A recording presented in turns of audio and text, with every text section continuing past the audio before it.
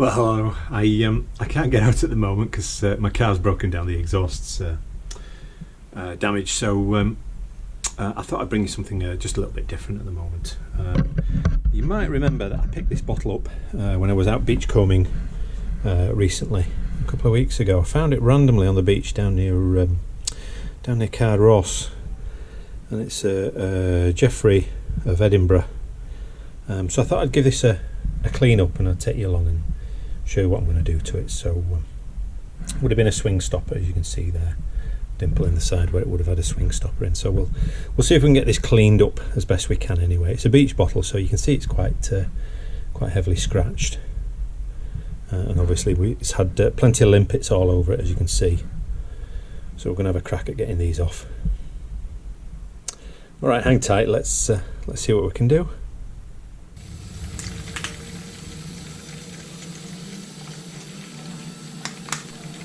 So the first thing we want is a bowl full of warm water, not hot water, and I'm using fairy dish soap or washing up liquid as we call it here in the UK, but I think you guys in America probably call it dish soap, I think. But yeah, just some nice soapy water to wash the bottle.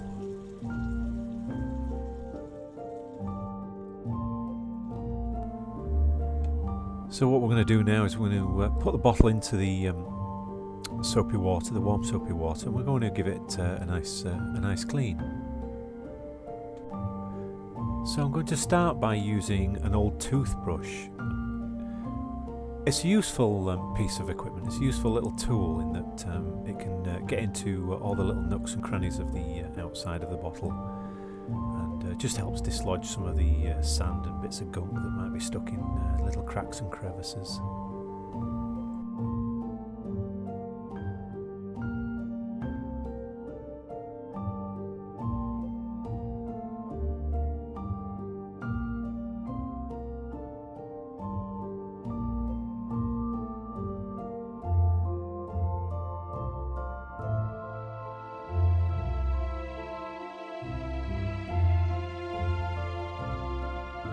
So I tend to give the bottle a good clean with the old toothbrush first. Like I say, just make sure that you get into all the nooks and crannies, and essentially what we're doing is we're just giving the bottle a good soak first of all, before we start using anything a little bit more abrasive. You always want to make sure that you don't use anything that's too abrasive on a glass bottle. Obviously you don't want to scratch it any more than it already is scratched. So here what I'm using is the handle of a teaspoon. Basically I'm using the handle of the teaspoon to sort of chip and push away these little, for want of a better of a phrase, concretions where the limpets were stuck to the glass. I think they're like a calcium-based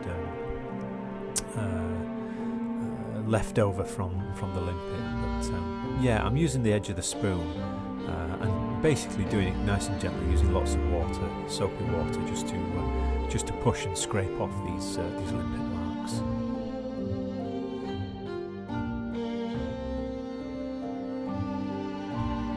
I'm also using a 3M scouring pad as well, as the 3M pads tend to be very soft, made of plastic, but still quite good at cleaning bottles.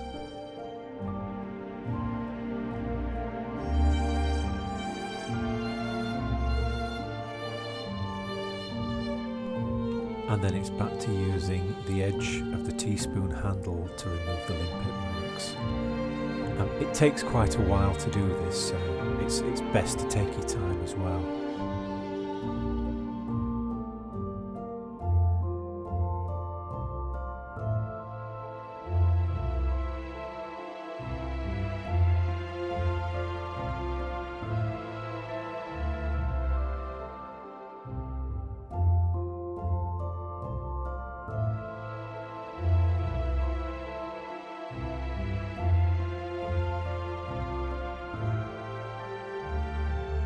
It can be quite difficult to remove the limpet marks from around any of the embossing that's on the bottle. So again, a good tip is to just take your time and work gently and easily.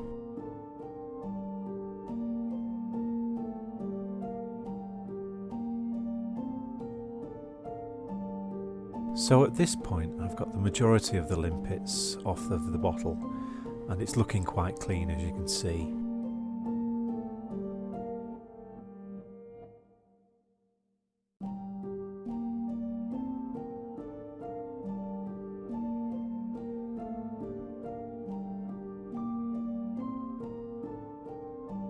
At this point, I'm going to concentrate on cleaning the inside of the bottle.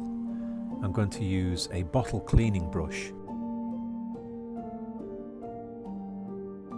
So all we need to do is fill the bottle with some warm soapy water, insert the brush, and basically run the brush up and down on the inside, twisting and turning, just to remove any staining or marks that are present on the inside of the bottle.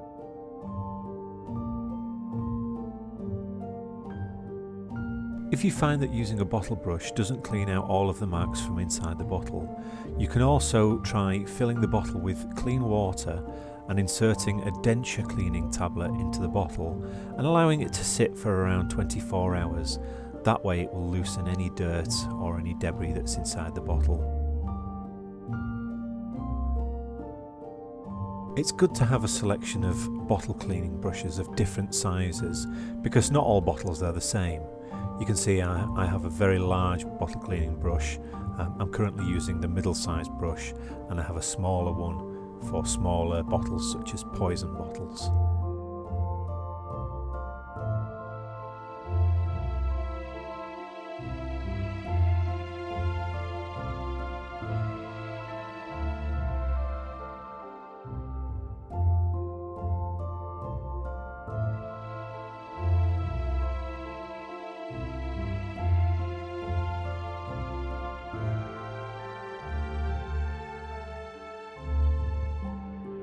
So now we're back to cleaning and rinsing out the bottle again, and what we're looking for now is any leftovers, any pieces that we've missed along the way, and we're just going to go back and concentrate on any little missed areas that need cleaning up.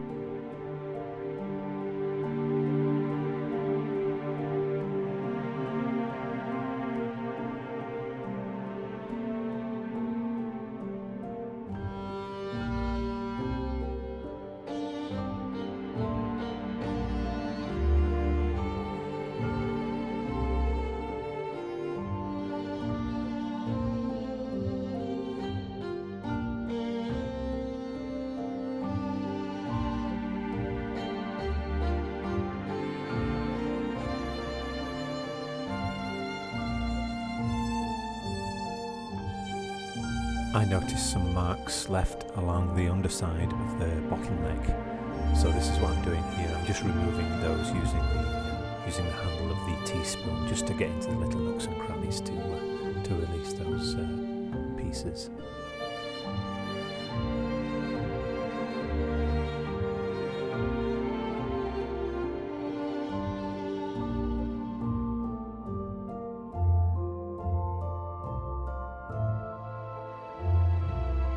All in all, the cleaning of this one bottle alone took me around about 1 hour. Again, it's just about taking your time and making sure that you remove all the little bits and pieces that you don't want to see on the bottle.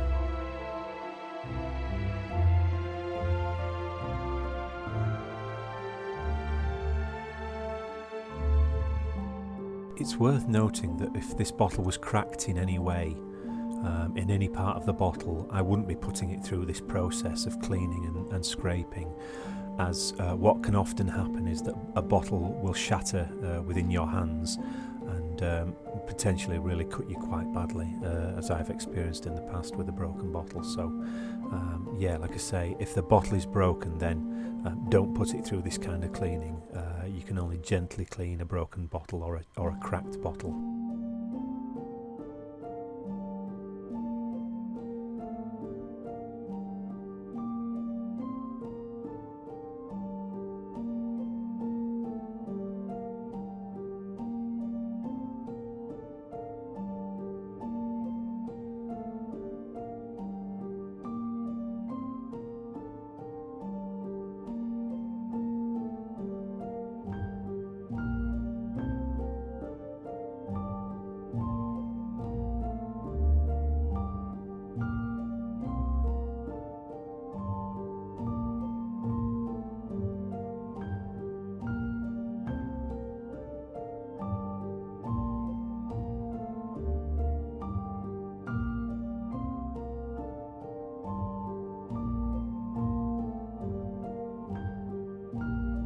Again, I'm just going through finishing touches, just checking the bottle over closely for any leftover pieces of limpet that might still be on the glass, particularly in and around the embossing as well.